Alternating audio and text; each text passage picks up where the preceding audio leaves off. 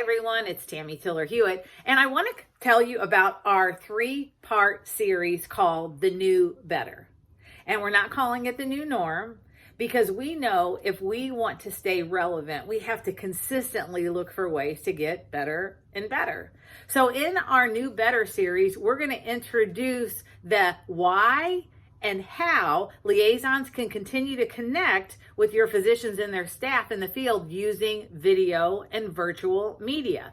So you might ask yourself, why do I need this? Well, first of all, video is the next best thing to a face-to-face call.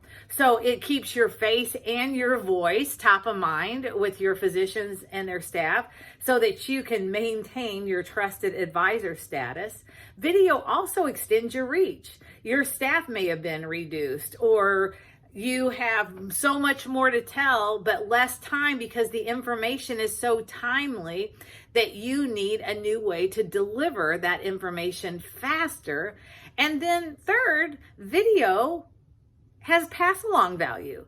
So maybe everyone can't listen to it on Tuesday mornings when you send it out, but they can save it and listen to it later. So we're going to provide 3 tutorials. Number 1, we're going to provide how to do a virtual visit or call, how to keep it short and focused, and a great method when new information needs to be shared immediately and broadly. The second, we're going to show you how to do virtual office manager meetings, how to keep them live and interactive, meeting and facilitating the camaraderie and communication between your practices.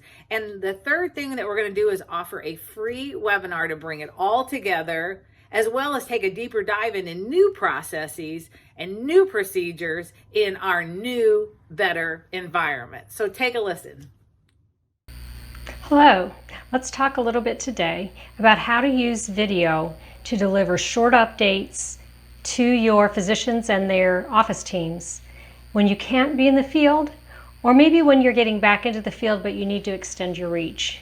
So the reason why it's a good idea to use video still, even in this new normal, is because we wanted to make it new better.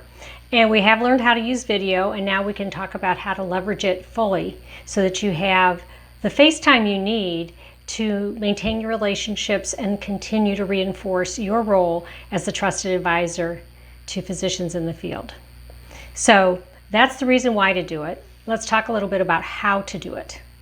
It's very simple, and you need to remember one key message.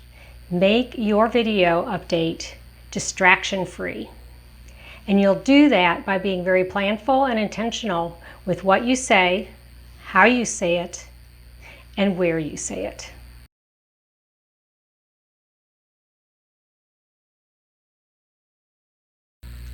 Okay, let's talk about how to plan what you're going to say. The best way to deliver a distraction-free video is to have a plan in advance, to focus on one key message and the supporting points that will reinforce that message. I recommend using a planner. This Tiller-Hewitt Healthcare Strategies pre-call planner, perfect tool. You can easily identify and think about your audience, who you'll be talking with via video, and then plan your core message, their supporting points, anticipate any objections they might have, and then be ready to deliver that message on your recorded video. Or if you're live, you'll be able to have that as a conversation using a video tool such as Skype or Zoom. Now, if you are thinking about how much content you really need, keep it short. Remember, a focused message is easier to remember in bite-sized pieces. You do not have to serve a banquet. So it's better to plan maybe 5 3-minute videos versus 1 15-minute video. And if you're doing your video update via a live call, you could go for maybe 10 minutes, again, with about 3 to 5 minutes worth of content, and then leaving a lot of time for question and answer and engagement in a live call.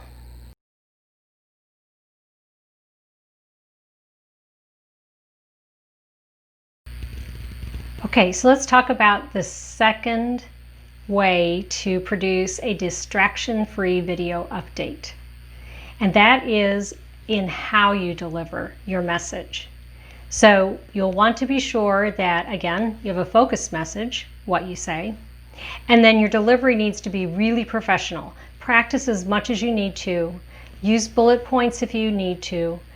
Glance occasionally. And be sure to speak slowly. Provide pauses, especially if it's live, as we discussed before. You want people to be able to interject. And if you're videotaping it, then you'll want to make sure that you are not entering any distracting mannerisms. So it's tough to control sometimes. Some folks like to sway. Some folks play with their jewelry. You need to be very cognizant of that, as well as your delivery verbally. So you'll get rid of the ums and the okay or the right. All those things need to exit your vocabulary while you're delivering your video update. And that way your delivery is remembered for the message and not for the distraction of how you delivered it.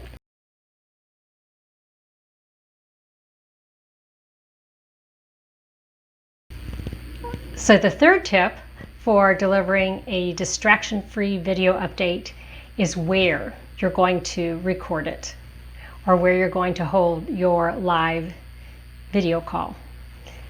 You need a place that is completely quiet, no ambient noise, and no risk of interruptions. So if you're working from home, that may be difficult, but it can be done. Just don't do it from your bathroom. Some folks do a great job videotaping from their car.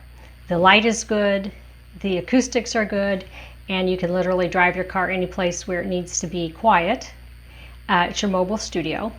So that's an option.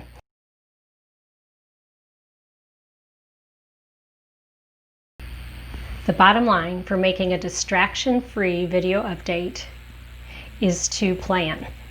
Have a plan for what you want to say, how you're going to say it, and where you're going to say it. By keeping yourself in front of your physicians and their teams using video effectively, you'll be setting yourself up for success when you make those calls finally in the field face-to-face. I hope it's helpful. Stay tuned for more tips on how to use video effectively. Thank you.